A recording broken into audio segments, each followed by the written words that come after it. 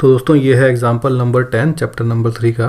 यहाँ पे हमसे कहा गया let us consider the example number 3 of section 3.2 will the rails cross each other. ठीक है, तो एग्जाम्पल नंबर 3 हमने जो किया था, जिसको ग्राफिकली सॉल्व किया था, अगर आपको याद हो, उसका हमने वीडियो बनाया था, उस वीडियो को आप दोबारा देख सकते हैं। तो उस क्वेश्चन में क्या था, two rails are represented by equation, दो इक्वेशन दी गई थी, x + 2y - 4 = 0 और 2x + 4y - 12 = 0। और ये पूछा क्या, इसमें ये पूछा जा रहा है कि ये जो दो इक्वेशंस है will they cross each other, मतलब क्रॉस ईच अदर का मतलब क्या ही वो इंटरसेक्ट करेंगी। क्रॉस ईच अदर का मतलब यही हो ना, दो लाइंस क्रॉस ईच अदर मतलब कि वो किसी पॉइंट पे इंटरसेक्ट कर रही हैं। तो हमें बेसिकली वो इंटरसेक्शन का पॉइंट निकालना है। अगर वो हमने पॉइंट निकालने में हम कामयाब हो गए, हमें एक पॉइंट मिल गया, तो हम कह सकते हैं the rails will cross each other. और अगर हम वो पॉइंट नहीं निकाल पाते हैं तो हम कह देंगे the rails will not cross each other. ठीक है, तो वो बेसिकली हमें सॉल्यूशन निकालना है इन दोनों इक्वेशंस का। तो चलिए कोशिश करते हैं इसको निकालने की। तो सब्स्टिट्यूशन मेथड से करना है क्योंकि उसी की बात चल रही है। तो हम लिख सकते हैं पहली इक्वेशन x + 2y - 4 = 0 एंड दूसरी इक्वेशन क्या है, 2x + 4y - 12 = 0। ठीक है, तो क्या करें, x की वैल्यू इसमें से निकाल के इसमें डाल देते हैं। x की वैल्यू देखिए क्या हो जाएगी, इन दोनों चीज़ों को इस साइड भेज दीजिए, 4y - 2y। ठीक है, तो ये x की वैल्यू आ गई। अब हम लिख देते हैं putting this value of x in equation, इस वाली में डाल देंगे। इसमें तो डाल नहीं सकते क्योंकि इसमें से हमने x की वैल्यू निकाली है, 2x + 4y - 12 = 0। ठीक है, तो ये वैल्यू इसमें डालिए।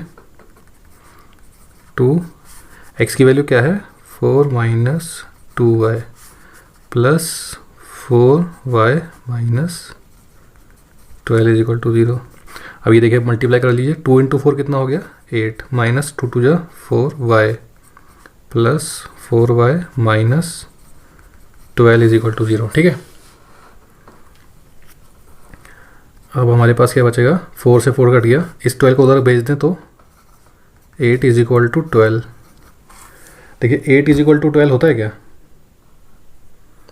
या आप इसको उधर मत भेजिए, ऐसा भी कर सकते हैं हम। 8 - 12 कितना हो गया, -4 = 0। तो ये दोनों, ये केस भी फॉल्स है।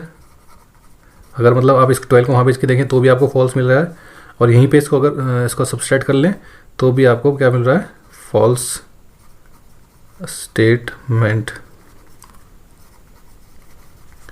With no variables. और हमने जैसा कि पिछले क्वेश्चन में देखा था और पहले भी पढ़ा था कि जब भी हमें फॉल्स स्टेटमेंट मिले विद नो वेरिएबल्स तो लाइन कैसी होती हैं, लाइन्स आर पैरेलल। तो हम लिख सकते हैं since we got a false statement with no variables thus both lines are कैसी हैं, पैरेलल। और पैरेलल लाइंस का कोई सॉल्यूशन होता है कि नहीं होता, एंड हैव नो सॉल्यूशन। ठीक है, ये हमने जैसे भी कहा, पिछले में देखा था स्टेटमेंट क्या आया था, ट्रू आया था, लेकिन विदाउट वेरिएबल। तो ट्रू स्टेटमेंट विदाउट वेरिएबल होता है, तो लाइंस कैसी होती हैं, मैं दोबारा लिख देता हूँ,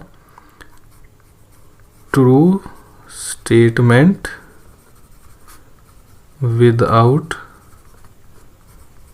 वेरिएबल्स। तो कैसी लाइन होंगी, कोइंसिडेंट लाइंस। और अगर मिलता है false statement without variables, lines कैसी होंगी, पैरेलल लाइंस। ठीक है, तो ये आ गया। उसके बाद हमने जैसे दूसरी तरीके से भी देख सकते हैं इनको, क्या ये पैरेलल हैं वाकई में।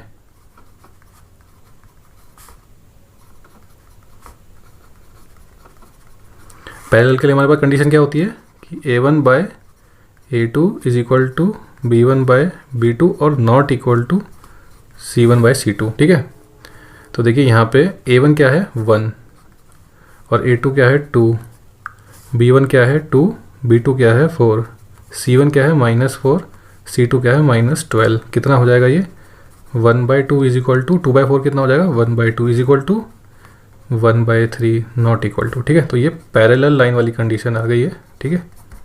तो हम कह सकते हैं द रेल्स